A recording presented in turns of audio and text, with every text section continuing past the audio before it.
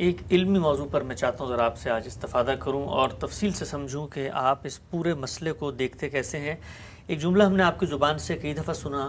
آپ فرماتے ہیں کہ جو حدیث کا ذخیرہ ہے اس کا سب سے بڑا جو فائدہ اور احسان ہے وہ یہ کہ دین کے اوپر غور و فکر کے اصول خود ہمیں سب سے پہلے رسالت مآب صلی اللہ علیہ وسلم نے سکھائے ہیں، اور اس کا بھی سارا کا سارا ریکارڈ اسی ذخیرہ حدیث کے اندر موجود ہے۔ ایک اور جملہ ہم آپ کی زبان سے سنتے ہیں کہ اسی معاملے میں آپ نے فرمایا کہ یہ رسول اللہ کا اجتہاد تھا۔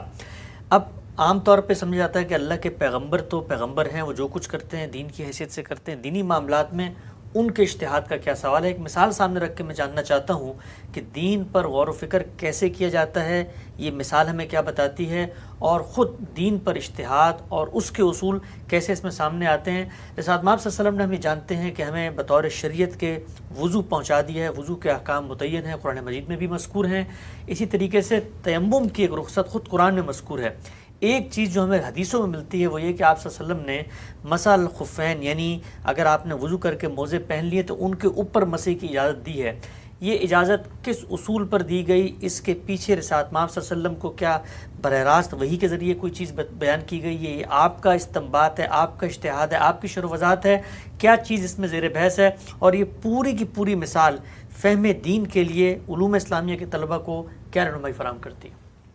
اس میں کچھ بنیادی چیزیں ہیں جن کی پہلے میں وضاحت کرنا چاہوں گا۔ ہمارے دین میں ایک تو عبادات ہیں، جیسے نماز ہے، روزہ ہے، حج و عمرہ ہے، قربانی ہے، اعتکاف ہے، عبادات ہے۔ اللہ اور بندے کے درمیان جو تعلق ہے یا ہونا چاہیے، اس کے اظہار کے لیے یہ مراسم عبودیت خود اللہ تعالیٰ نے مقرر کر دی ہے۔ دوسرے دین کے بہت سے اوامر اور نواہی ہوتے ہیں، یعنی جن میں کسی چیز کا حکم دیا جاتا ہے، کسی چیز سے روکا جاتا ہے۔ اس میں ظاہر ہے کہ یہ سوال پیدا ہوتا ہے کہ اللہ تعالیٰ نے ایک چیز سے روک دیا ہے، جیسے بعض چیزیں کھانے کی نہیں ہیں،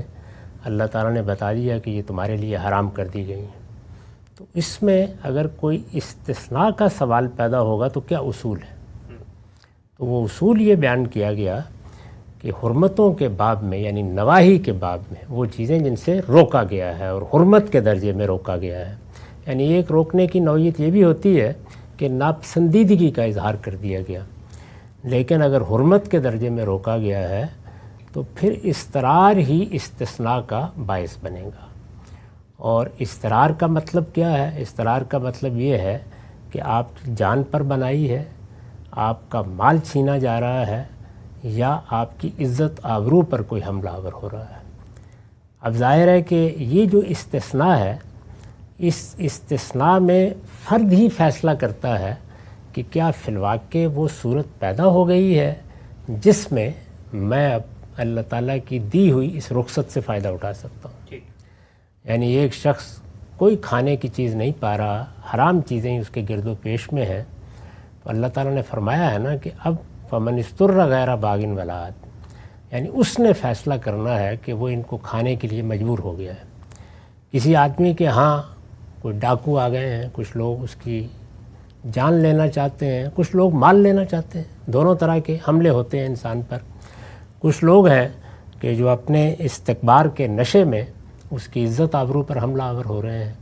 تو اس میں وہ کیا جگہ ہے کہ جس کے بعد ایک آدمی یہ فیصلہ کرے گا کہ یہاں میں مثلاً جھوٹ بول سکتا ہوں یا کوئی حرام کام کر سکتا ہوں اپنی جان بچانے کے لیے، اپنا مال بچانے کے لیے، اپنی عزت آبرو کی حفاظت کے لیے۔ وہ عورت بھی ہو سکتی ہے، مرد بھی ہو سکتا ہے۔ تو اس میں آپ جو علت ہے، یعنی جو باعث چیز بن رہی ہے رخصت کا، اس کا انضباط نہیں کر سکتے۔ اس کی وجہ یہ ہے کہ یہاں خارج سے حکم لگانا ممکن نہیں ہوتا۔ انضباط سے مراد آپ سے یعنی کوئی ایسی متعین چیز بتائیں کہ جس کے تعین میں میرے اور آپ کے درمیان اختلاف نہ ہو سکے، تو یہ ممکن نہیں ہوتا۔ اس لیے کہ جتنی چیزیں بھی اللہ تعالیٰ بیان کر رہے ہیں، مثلاً اضطرار، اب ایک آدمی کہہ سکتا ہے کہ مجھے تو فلاں بیماری میں یہ اضطرار لاحق اب ہم طے کریں کتنی بیماری ہو تو ہی ہو، تو ہم اگر طے کرنے کے لیے بیٹھیں گے کہ اتنی بیماری ہو یا سفر ہے تو اتنا سفر ہو، تو یہ چیز حدود سے تجاوز ہوگا۔ علت کا اس نوعیت کا انضباط وہاں لازماً چاہیے ہوتا ہے جہاں ہمیں کسی قانون کا دوسرے پر نفاذ کرنا ہے۔ مثلا ہمیں کسی چور کو سزا دینی ہے، کسی زانی پر حد کا نفاذ کرنا ہے، تو وہاں اگر کوئی استثناء کا اصول ہوگا تو وہاں ہم اس کو منضبط کریں گے قانونی طور پر، تاکہ کسی آدمی کے بارے میں فیصلہ کرتے وقت یہ صورت پیدا نہ ہو جائے کہ ایک کو رعایت مل جائے اور دوسرے کے ساتھ سختی ہو جائے۔ وہاں ہماری ذمہ داری ہے، تو علت کا انضباط وہاں ضروری ہے۔ یعنی جو چیز بھی آپ بیان کر رہے ہیں، اضطرار ہے تو قانون میں متعین کریں کہ یہاں اضطرار کیا ہے، اگر قانون کا نفاذ کیا جا رہا ہے۔ لیکن جب بندہ اپنے رب کے سامنے ہے تو وہ جواب دہ ہے، اس کو بس اتنا بتا دینا کافی ہے کہ اللہ تعالیٰ نے ان چیزوں کو حرام کیا ہے یا ان چیزوں سے روکا ہے سختی کے ساتھ، تمہیں اس میں اگر استثناء میں کوئی فائدہ اٹھانا ہے یا اللہ تعالیٰ کے مواخذے سے بچنا ہے تو اس کا فیصلہ تمہیں کرنا ہے۔ دیکھیے آگے کہا ہے غیر باغن والا عاد، یعنی آدمی نہ حدود سے تجاوز کرنے والا ہو، نہ یہ کرنے والا ہو کہ وہ اللہ کے مقابلے میں سرکشی اختیار کر رہا ہے، دونوں چیزیں نہیں ہونی چاہیے۔ تو یہ جو باطنی احساس ہے، سوال یہ ہے کہ میں اس کو کس طرح کس پیمانے سے ناپ کے بتا سکتا ہوں، یہ اسی آدمی نے فیصلہ کرنا ہے۔ تو اس معاملے میں میرے نزدیک علت کے انضباط کی ضرورت نہیں ہوتی، صرف توجہ دلانے کی ضرورت ہوتی ہے اور بتانا ہوتا ہے کہ یہ استثناء حرمت سے دیا گیا ہے، تم آخری درجے ہی میں جا کے اس سے فائدہ اٹھاؤ گے۔ اب کسی کے لیے آخری درجہ کون سا ہے اس کا فیصلہ وہی کرے گا، یعنی مال کی وہ کیا مقدار ہے کہ جس کے بعد آدمی محسوس کرتا ہے کہ اگر میں یہاں جھوٹ نہیں بولوں گا تو میں تو کنگال ہو کر سڑک پر آ جاؤں گا، اور کون سی چیز ایسی ہے کہ وہ کہتا ہے کہ میں کیوں یہ غلط کام کروں، میں اللہ تعالیٰ کے ہاں سے یہ رخصت نہیں لیتا، میں تو ہر حال میں سچائی پر قائم رہوں گا، اتنا مال کیا اللہ کی راہ میں چلا گیا، چلا ہی جاتا ہے، کچھ فرق نہیں پڑتا اس سے۔ تو یہ دونوں رویے چونکہ ہو سکتے ہیں تو اس وجہ سے یہاں انضباط کی ضرورت نہیں ہے۔ اسی کو دیکھیے قرآن مجید نے جب یہ بتایا کہ تم لوگ کفر کی بات کہہ سکتے ہو کیونکہ انتہائی جبر کیا جا رہا ہے، اقراء کا لفظ استعمال کیا ہے۔ اب یہ کہ انتہائی جبر کیا ہے، اقراء یا جبر جو بھی ہے اس کی کیا حد ہے، آپ اسے منضبط نہیں کر سکتے۔ ممکن ہے کہ ایک آدمی کو جیسے کہ ہم تاریخ میں پڑھتے ہیں کہ گھسیٹ کر دھوپ میں ڈال دیا گیا ہے، اس کو مارا پیٹا گیا ہے، اس کے لیے وہ اب بھی اقراء کی منزل نہیں آئی اور کسی دوسرے کے لیے ابتدائی میں آ گئی، یہ ہو سکتا ہے نا۔ تو اس میں ظاہر ہے کہ فرد پر چھوڑا جاتا ہے۔ تو اصول یہ ہے کہ وہ معاملات جو اللہ اور بندے کے درمیان ہیں ان میں صحیح اصول بتا کر، وجہ اور سبب سمجھا کر، علت کو متعین کر کے بتا دینا چاہیے کہ یہ اللہ تعالیٰ کی دی ہوئی رعایت ہے، یہ استثناء کا اصول ہے، اب اس کا فیصلہ تمہیں کرنا ہے، اللہ سے ڈرتے ہوئے کرنا،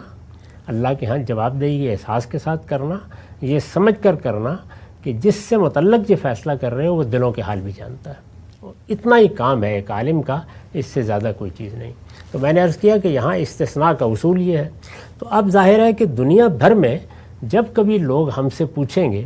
کہ فلاں معاملے مشکل پیش آ رہی ہے، فلاں جگہ پہ جبر ہو رہا ہے، فلاں جگہ مذہبی پرسیکیوشن ہو رہی ہے، فلاں جگہ ہمارے ساتھ کچھ اس طرح کا معاملہ کیا جا رہا ہے، یا ایسی صورت پیدا ہو گئی ہے کہ جس میں اب غلط کام کیے بغیر کوئی چارہ نہیں، تو ہم یہ اصول بتا کے نئی صورتوں پر اطلاق کا مشورہ دیں گے نا، یا کہیں گے کہ یہاں تم فائدہ اٹھا سکتے ہو اس صورتحال سے۔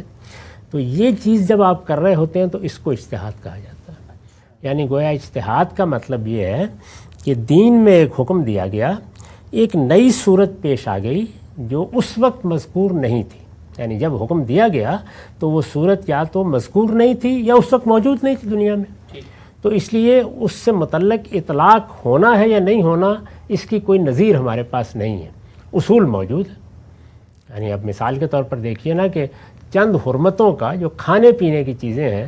ذکر کر کے بتا دیا گیا کہ اس میں استثناء کا اصول یہ ہے۔ اسی طرح اقراء کے بارے میں بتا دیا گیا کہ اس میں تم کفر کا کلمہ بھی کہہ سکتے ہو۔ اسی طریقے سے لونڈیوں کے بارے میں بتا دیا گیا کہ ان کو اگر مجبور کیا جاتا ہے کہ یہ بدکاری کریں، ان کو پیشہ کرنے پہ مجبور کیا جاتا ہے، ان اردنا تحسنا، یہ دل میں پاک دامنی کا احساس رکھتی ہیں اور چاہتی ہیں کہ ہم پاک دامن رہیں، اور اس مجبوری کی وجہ سے ان کو بدکاری کرنا پڑ رہی ہے، تو اللہ تعالیٰ غفور الرحیم ہے، وہ بخشنے والا ہے، وہ مواخذہ نہیں کرے گا۔ تو یہ سب کیا ہے؟ یہ سب گویا اللہ تعالیٰ نے خود بتایا کہ میری شریعت اور میرے دین میں بندوں پر اتنی ذمہ داری ڈالی گئی ہے جس کا وہ تحمل کر سکتے ہیں، یعنی ان کی حد وسع سے آگے کوئی ذمہ داری ان پر نہیں ڈالی گئی۔ تو اس کے لیے یہ استثناء کے قاعدے بیان کر دیے گئے ہیں۔ تو ان کا اطلاق اب کون کرے گا؟ یعنی جب نئی صورت پیش آئے گی کوئی نیا موقع پیدا ہو جائے گا استثناء کے لیے تو ایک شخص کرے گا نا جس کو معاملہ پیش آیا، یا کوئی عالم اگر مشورہ دے گا، رائے دے گا تو وہ بتا دے گا کہ یہ موقع ایسا ہے کہ اس میں تم فائدہ اٹھا سکتے ہو۔ یہ صورتیں ایک نہیں، دو نہیں، دسیوں پیش آ سکتی ہیں اور آتی ہیں، ہماری زندگی میں پیش آتی ہیں۔ ہمارے فقہاء اس کی بنیاد پر لوگوں کو بتاتے ہیں، آج کے زمانے میں بھی لوگ رجوع کرتے ہیں تو ان کو بتایا جاتا ہے۔ تو یہ ایک باب ہے۔ دوسرا باب جس طرح کہ میں نے عرض کیا عبادات کا ہے، عبادات میں استثناء یا رخصت کہیے، اس کی بنیاد اللہ تعالیٰ نے استرار کو نہیں بنایا، یعنی یہ نہیں ہے کہ جان پر بنائی ہے، مال پر بنائی ہے، وہاں فرمایا ہے کہ غیر محتاط مشقت پیدا ہو گئی ہے۔ کیوں نہیں بنایا اس طرح؟ غیر محتاط مشقت کا مطلب یہ ہوتا ہے کہ ایسی مشقت ہے کہ جو عام حالات میں آدمی نہیں اٹھا سکتا۔ نہیں، ایک مشقت تو نماز پڑھنے میں بھی ہوتی ہے، روزہ رکھنے میں بھی ہوتی ہے، لیکن وہ محتاط مشقت ہے جو زندگی کے کاموں میں آخر ہم اٹھیں گے، جائیں گے، وضو کریں گے، کچھ مشقت اٹھائیں گے تو وہ تو عام حالات میں ہم ہر کام میں اٹھاتے ہیں، لیکن حد سے زیادہ ہو گئی، حد سے تجاوز کر گئی تو یہ غیر محتاط مشقت۔ تو اللہ تعالیٰ نے یہاں استرار کو نہیں بنایا، اس لیے کہ یہ اللہ کی عبادت ہے اور اللہ کی عبادت آدمی کو شوق سے کرنی ہوتی ہے۔ یہ معاملہ اس نوعیت کا نہیں ہے، یہاں حرمتوں سے متعلق قانون کا اطلاق نہیں ہوگا۔ تو یہاں اصول یہ بیان کیا ہے، جس طرح حرمتوں میں وہ تینوں مثالیں میں نے دی اور اصول بھی بتایا ہے کہ من استر غیر باغ ولا عاد۔ یہاں یہ نہیں کہا، یہاں یہ کہا ہے کہ یرید اللہ بکم الیسر ولا یرید بکم العسر۔ اللہ تعالیٰ عبادات کے معاملے میں یسر چاہتا ہے، یعنی یہ چاہتا ہے کہ لوگ آسانی سے، سہولت سے، کچھ ضروری مشقت تو اٹھائیں گے لیکن حد سے زیادہ یا غیر محتاط مشقت اٹھائے بغیر اللہ کی عبادت کریں،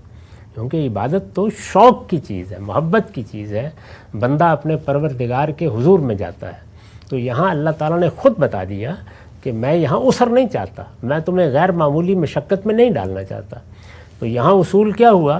کہ جب غیر معمولی مشقت کی صورت پیدا ہوگی تو رخصت ملنی چاہیے، اصول بتا دیا۔ پھر اس اصول کا اطلاق خود قرآن نے کر کے بتایا، یعنی یہ بتایا کہ آپ کو وضو کرنا ہے۔ آپ جانتے ہیں کہ وضو کرنا نماز کے لیے شرط کی حیثیت رکھتا ہے، یعنی آپ وضو کے بغیر نماز نہیں پڑھ سکتے۔ یہ یوں نہیں ہے کہ آپ وضو کر لیں تو اچھی بات ہے، بلکہ نماز اس کے بغیر ہوتی ہی نہیں۔ ایک چیز شرط کی حیثیت رکھتی ہے، قرآن سے واضح ہے۔ معاف کیجیے گا۔ تو اب اللہ تعالیٰ یہ کہتے ہیں کہ تم کسی جگہ سفر میں ہو، پانی میسر نہیں، پانی تو ہے لیکن مریض ہو، مسافر ہو، اندیشہ ہے کہ یا تمہیں نقصان پہنچے گا یا سفر میں پانی کی ضرورت کسی اور مقصد کے لیے پڑ جائے گی۔ تو اب کیا مطلب ہوا؟ مطلب یہ ہے کہ پانی نہ ہونا ہی صرف یہ نہیں، بلکہ یہ مشقت بھی پیش نہیں آنی چاہیے کہ پینے کے پانی سے وضو کر لیں۔ ظاہر ہے کہ اگر معاملہ استرار کا ہوگا تو پھر تو یہاں تک نوبت پہنچ جائے گی نا کہ کوئی فرق نہیں پڑتا اس سے، چلیے پینے کا پانی آگے میسر آ جائے گا، لیکن یہاں یہ نہیں فرمایا۔ آپ قرآن میں پڑھیے تو تینوں صورتوں میں یہ بتا دیا ہے کہ تیمم کیا جا سکتا ہے۔ اس کا مطلب یہ ہے کہ بالکل اسی اصول کا اطلاق کیا ہے کہ اللہ عبادات کے معاملے میں عسر نہیں چاہتے، غیر محتاط مشقت میں نہیں ڈالنا چاہتے، وہ یہاں یسر چاہتے ہیں، آسانی چاہتے ہیں، آسانی سے عبادت کرنی چاہیے۔ یعنی پھر میں عرض کر دوں کہ اس کا مطلب یہ نہیں ہے کہ عام حالات میں آدمی یہ کہے کہ آسانی ہوگی تو میں عبادت کر لوں گا، نہیں، وہ مشقت تو اللہ نے ڈال دی ہے۔ عبادت کرنی ہے، روزہ رکھنا ہے، نماز پڑھنی ہے، زندگی میں ایک بار حج کے لیے جانا ہے، حج کی استطاعت نہ ہو تو عمرہ کرنا ہے، اسی طرح باقی عبادات تو عبادت کرنی ہے۔ لیکن اگر اس طرح کی صورت پیش آ جائے جیسے کہ میں نے ابھی مثال دی تو اللہ تعالیٰ نے وہ شرط اٹھا دی، لیکن اس کے ساتھ ایک تعلیم دی۔ وہ تعلیم یہ دی کہ عبادات کے معاملے میں چونکہ انسان اپنے پروردگار کے ساتھ ایک نفسیاتی احساس کے ساتھ متعلق ہوتا ہے، اللہ تعالیٰ سامنے تو نہیں ہے نا کہ ہم جائیں گے اور جا کر اللہ تعالیٰ کی بارگاہ میں بیٹھ جائیں گے اور کچھ ادب آداب کے ساتھ عرضداشت کر لیں گے، نظر تو نہیں آتے اللہ تعالیٰ۔ تو انسان کو ایک نفسیاتی احساس کے ساتھ اس بارگاہ میں جانے کا تعلق اپنے اندر محسوس بھی کرنا چاہیے۔ اس کو سامنے رکھ کر یہ کہا ہے کہ تمہیں اگر پانی میسر نہیں ہے یا مریض ہو یا مسافر ہو اور پانی کا استعمال موضوع نہیں ہے تمہارے لیے تو تم کیا کرو؟ تیمم کر لو۔ تیمم سیدن طیبہ، یعنی مٹی پر ہاتھ مار کر اس طرح اور اس طریقے سے چہرے پر پھیر لو، جیسے کہ حضور نے اس کے لیے سنت قائم کی۔ اب ظاہر ہے کہ یہ طریقہ اللہ تعالیٰ نے بتا دیا۔ تو اس سے دو باتیں معلوم ہوئیں کہ عبادات میں ایک تو یہ ہے کہ رخصت کے لیے استرار ضروری نہیں ہے، اس کے لیے اتنا کافی ہے کہ غیر معتاد غیر معمولی مشقت ہو گئی،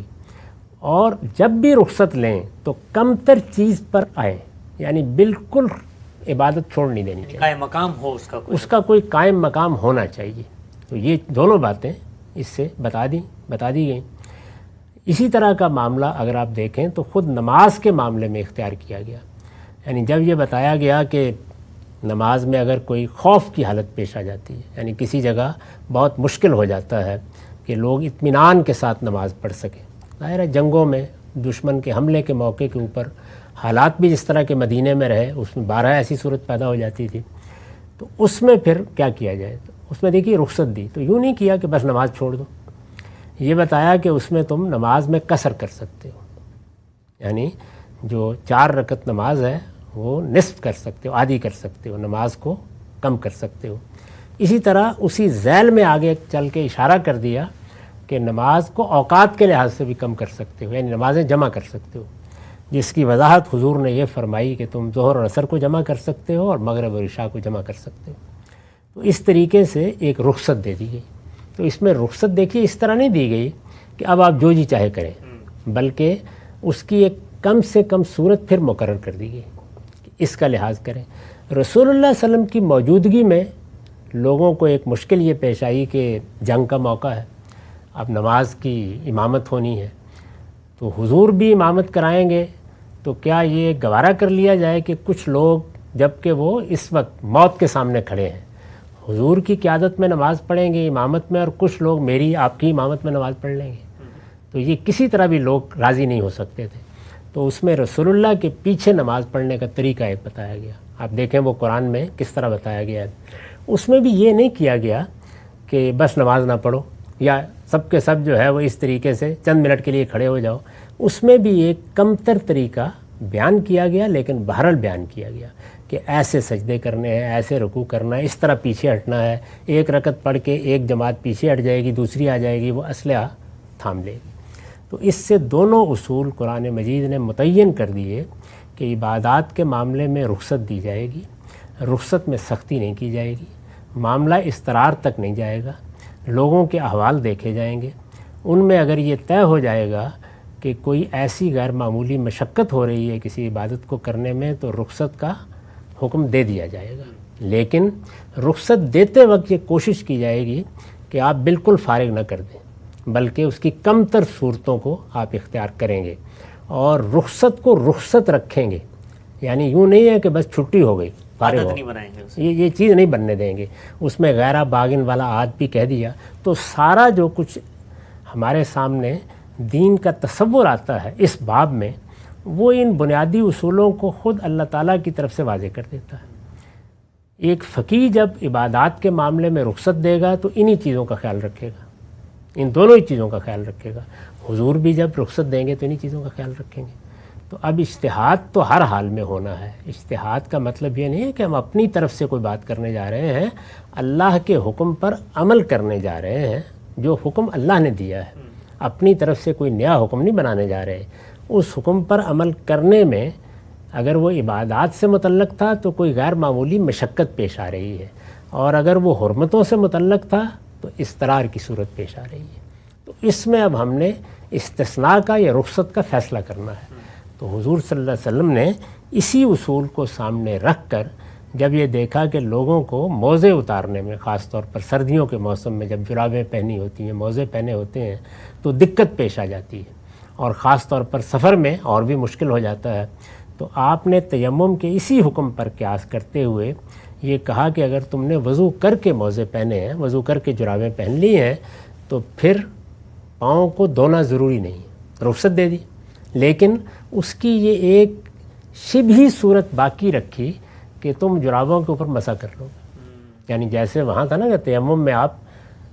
مٹی پر ہاتھ مار کر ایک علامتی نوعیت کا وضو کریں گے،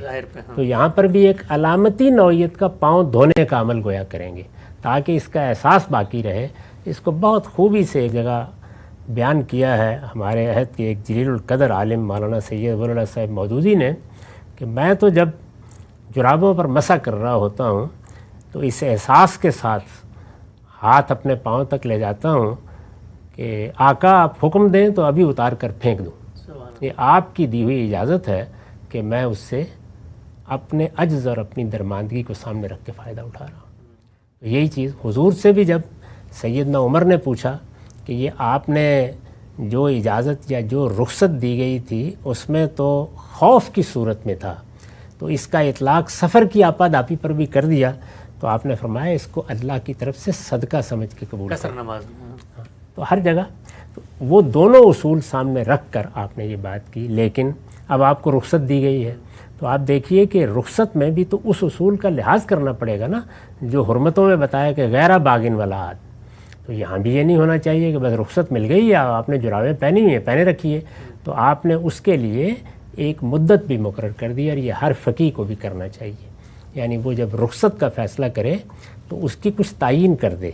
بتا دے، تاکہ انسان کو احساس رہے کہ وہ رخصت سے فائدہ اٹھا رہا ہے اور ایک وقت کے بعد اسے اصل کی طرف لوٹنا ہے۔ تو آپ نے فرمایا کہ اگر عام حالات میں تم مسح کرو تو 24 گھنٹے یعنی ایک دن رات کافی ہے، اور اگر مسافر ہو تو پھر 72 گھنٹے یعنی 3 دن رات کافی ہے۔ تو یہ گویا ایک طرح کی تحدید کر دی ہے، تحدید ارشاد کی نوعیت کی ہوتی ہے، یعنی اس کا خیال رکھو کہ اس سے زیادہ نہیں ہونا چاہیے، الا یہ کہ کسی وقت کوئی مشکل پیش آ گئی کہ جس میں کرنا ممکن نہیں ہے، رخصت ہے، اس میں یہ اجازت بھی ہوگی، لیکن عام حالات میں یہی کرنا چاہیے کہ 24 گھنٹے کے بعد پاؤں دھو لیے جائیں، اور اگر سفر میں ہے تو 72 گھنٹے کے بعد پاؤں دھو لیے جائیں۔ تو یہ اجتہادات حضور نے بھی فرمائے ہیں، ان کی تعلیم اللہ تعالیٰ نے دی ہے، حضور نے فرمائے ہیں تو ہمیں بھی حوصلہ ہوا ہے کہ ہم یہ کر سکیں۔ چنانچہ تمام فقہاء اسی اصول پر جب نئی صورت پیش آتی ہے تو حکم کا اطلاق بھی کرتے ہیں، اور اگر کوئی استثناء یا رخصت کا موقع ہوتا ہے تو استثناء کا فیصلہ بھی کرتے ہیں اور رخصت بھی دیتے ہیں۔ سبحان اللہ، بہت ہی غیر معمولی گفتگو تھی یہ کہ یہ اجتہاد دین میں جو کیا جاتا ہے کتنی باریک سائنس ہے اور کس قدر دقت نظر کا یہ مطالبہ کرتا ہے۔ جیسے آپ صلی اللہ علیہ وسلم کے ایک معاملے میں اجتہاد کو ہم سمجھنے کا آغاز کیا تھا، اس کو آگے بڑھائیں گے اور جانیں گے کہ رسول اللہ نے یہاں پر جو ایک دن مقیم کے لیے اور 3 دن مسافر کے لیے ایک شرط بیان کی، اس کے اندر کیا حکمت ہے، اور سلسلے کو آگے بڑھاتے ہوئے غامدی صاحب نے موجودہ دور کے جن مسائل میں اجتہاد کیا ہے، اور بالعموم لوگ کہتے ہیں کہ دین میں آسانی پیدا ہو گئی ہے، ایک ایک مسئلے کو لے کر جو عام طور پہ لوگوں کو پیش آتا ہے، پوچھیں گے کہ اس میں اس پورے کے پورے اصول کو جو پس منظر میں غامدی صاحب نے بیان کیا کیسے ملحوظ رکھا گیا ہے۔ وقت یہاں پہ ختم ہوتا ہے، دوبارہ حاضر خدمت ہوں گے، اب تک آپ کا بہت شکریہ۔